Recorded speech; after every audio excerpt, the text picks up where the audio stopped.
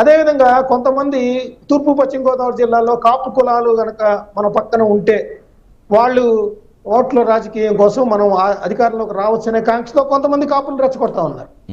ఒక ఇన్సిడెంట్ గుంటూరులో జరిగితే ఆ ఆ నాయకుడి మీద కాకుండా కాపు కులానికి మొత్తం ఆపాదిస్తున్నారు. సో ఇలాంటి కుల మతాలకు సంబంధించిన విద్వేషాలు రెచ్చగొట్టే ప్రయత్నాలు ఆంధ్రప్రదేశ్ లో జరుగుతూ ఉన్నాయి. వాటి వలలో పడద్దు, మనం అందరం కూడా అభివృద్ధి మీద కాన్సన్ట్రేట్ చేద్దాం అనేది ఆయన ఉద్దేశం. మనకు కనిపిస్తా ఉంది కదా కులాలు ఎట్లా రెచ్చగొడుతున్నారు ఏంటి అనేది.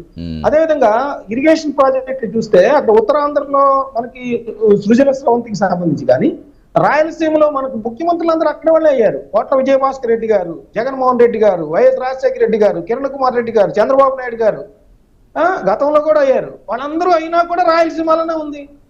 సో ఏం చేస్తాం మనం, అక్కడ హైకోర్టు బెంచ్ రాలేదని అప్పుడప్పుడు ఉద్యమం వస్తా ఉంటది. లేదా ఇరిగేషన్ ప్రాజెక్టులకు సంబంధించి మాకు అన్యాయం జరిగిందా ఎందుకు వస్తుంది? మరి అక్కడ ముఖ్యమంత్రులుగా ఉన్న వాళ్ళు ఏం చేశారు? వాళ్ళ వైఫల్యాలు కాదా ఇవన్నీ? సో అలాంటి భావనలు తిరిగి ఇప్పుడు కూడా పునరావృతం కాకుండా అన్ని రాజకీయ పార్టీలు ఆలోచించాలనేది ఆయన పిలుపు యొక్క సారాంశం. లేదు మనం ఆయనలో ఇంకా వెతుకుదాము, ఆయన ఏమన్నాడు, గతంలో కులాలు ఎలా అన్నాడు, కులం గురించి అన్నాడు, అందరూ కులాలు ఉన్నారు. ఇప్పుడు జగన్మోహన్ రెడ్డి గారు ఉన్నారు, మైనార్టీ అంటారు. అంటే ఏంటి, కుల ఓట్ల కోసం కాదా? రాజకీయాల్లో రాజకీయ ఎత్తుగడలో భాగం, అది అంతర్భాగంగా ఉండిపోయింది. కులం లేకుండా ఎక్కడ జరగదు అది.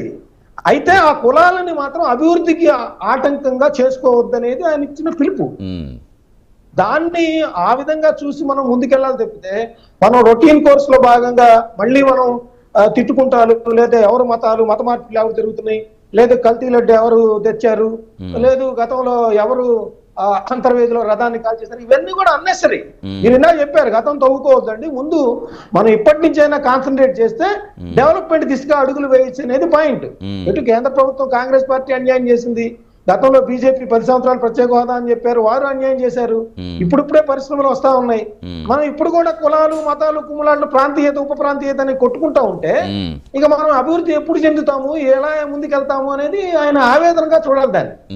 డెఫినెట్గా. ఎందుకంటే ఈ ప్రాంతీయవాదం అది ఇందాక అన్నట్టు చాలా సున్నితమైన అంశాలు కానీ చాలా ఎమోషనల్తో కూడుకున్నవి. అవి ఒక్కసారి పేటరేగినాయి అంటే దాన్ని ఎలా కంట్రోల్ చేయడం కూడా చాలా కష్టతరం. ఎస్ అప్పారావు గారు, ఎందుకంటే ఇక్కడ మనకి చూస్తాం సార్ ఒక్క సెకండ్, మనం కోనసీమ ప్రాంతంలో ఒకసారి ఎలక్షన్స్ కు ముందు ముందు అనుకుంటా 2024 ఒక చిన్న ఇష్యూ మంత్రి గారి ఇంటిని కాల్ చేసేలా వచ్చేసింది అక్కడ వర్గాలు.